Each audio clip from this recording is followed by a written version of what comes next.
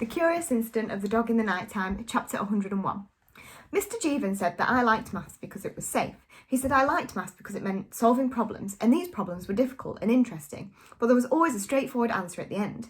And what he meant was that maths wasn't like life, because in life there are no straightforward answers at the end. I know he meant this because this is what he said. This is because Mr. Jeevans doesn't understand numbers. Here is a famous story called the Monty Hall problem, which I have included in this book because it illustrates what I mean. There used to be a column called Ask Marilyn in a magazine called Parade in America, and this column was written by Marilyn vos Savant.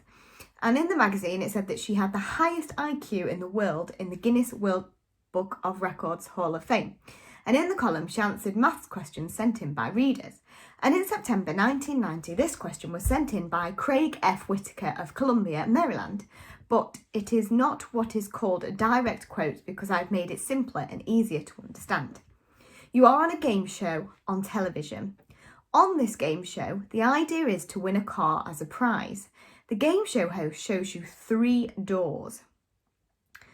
He says that there is a car behind one of the doors and there are goats behind the other 2 doors. He asks you to pick a door. You pick a door, but the door is not opened.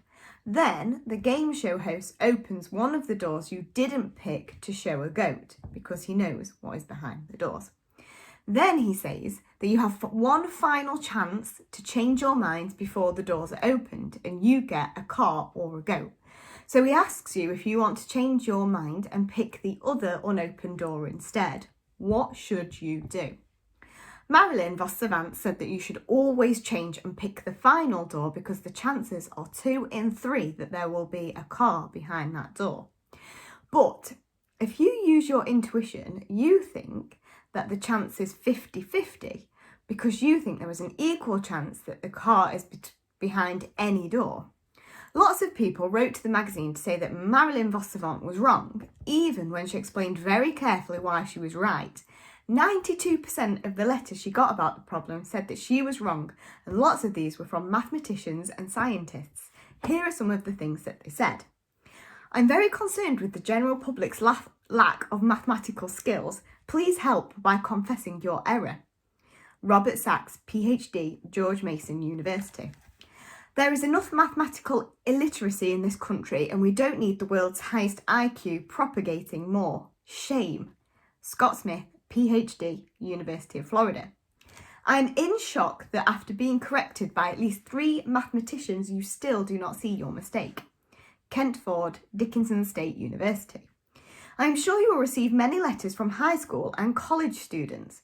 Perhaps you should keep a few addresses for help with future columns. W. Robert Smith, PhD, Georgia State University. You are utterly incorrect. How many irate mathematicians are needed to get you to change your mind? E. Ray Bobo, PhD, Georgetown University. If all those PhDs were wrong, the country would be in very serious trouble. Everett Harmon, PhD, US Army Research Institute. But Marilyn vos Savant was right, and here are 2 ways that you can show this. Firstly, you can do it by maths, like this. Let the doors be called X, Y, and Z. Let CX be the event that the car is behind door X, and so on. Let HX be the event that the host opens door X, and so on. Supposing that you choose door X, the possibility that you will win a car if you then switch your choice is given by the following formula. The second way you can work it out is by making a picture of all of the possible outcomes like this. So if you change 2 out of 3, you get a car. And if you stick, you only get a car 1 time out of the 3. And this shows that intuition can sometimes get things wrong.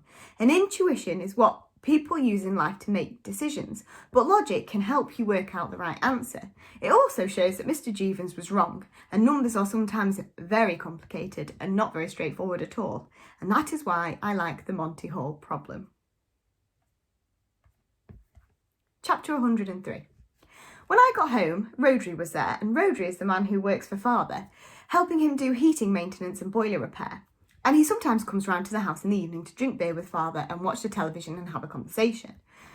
Rhodri was wearing a pair of white dungarees which had dirty marks all over them, and he had a gold ring on the middle finger of his left hand, and he smelt of something I do not know the name of, which father often smells of when he comes back home from work. I put my licorice laces and my Milky Bar in my special food box on the shelf, which father is not allowed to touch because it is mine. Then father said, "And what have you been up to, young man?" And I said, "I went to the shop to get some licorice laces and a Milky Bar." And he said, "You were a very long time." And I said, "I talked to Mrs. Alexander's dog outside the shop, and I stroked him and he sniffed my trousers," which was another white lie. Then Rhodri said to me, "God, you do get the 3rd degree, don't you?" But I didn't know what the 3rd degree was. And he said, "So how are you doing, Captain?" And I said, "I'm doing very well, thank you," which is what you're meant to say. And he said, "What's 251 times 864? And I thought about this and I said, 216,864, because it was a really easy sum. Because you just multiply 864 times 1,000, which is 864,000. Then you divide it by 4, which is 216,000, and that's 250 times 864.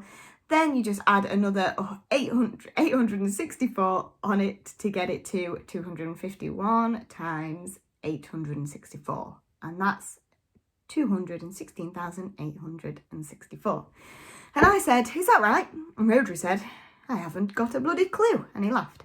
I don't like it when Rhodri laughs at me. Rhodri laughs at me a lot. Father said it as being friendly. Then father said, "I'll stick one of those gobi aloo saag things in the oven for you." Okay. This is because I like Indian food, because it has a strong taste. But gobi aloo saag, sorry, I don't know how to pronounce that, is yellow. So I put a red food colouring into it before I eat it, and to keep a little plastic bottle of this in my special food box. And I said, "Okay." And Rhodri said, "So it looks like Parker stitched them up then." But this was to father, not to me.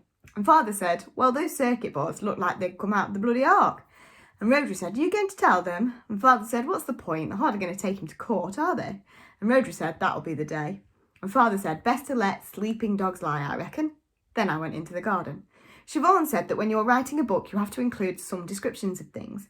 I said that I could take photographs and put them in the book, but she said the idea of a book was to describe things using words so that people could read them and make a picture in their own head.